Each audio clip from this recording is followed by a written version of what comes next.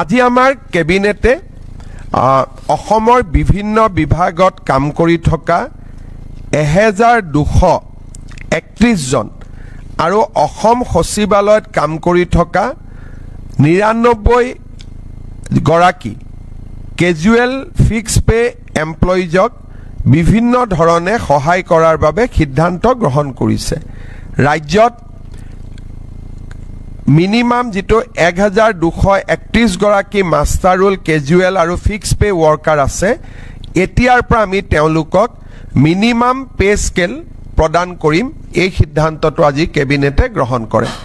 আনহাতে আমাৰ অসম সচিবালয়ত কৰ্মৰত 99 গৰাকী ফিক্স পে ষ্টাফক আজি আমি তেওঁলোকৰ দৰমহা প্ৰথম বৰ্তমান তেওঁলোকে 9000 পায়, আমি 9000ৰ পৰা 16400 টকালৈকে বৃদ্ধি কৰিছো।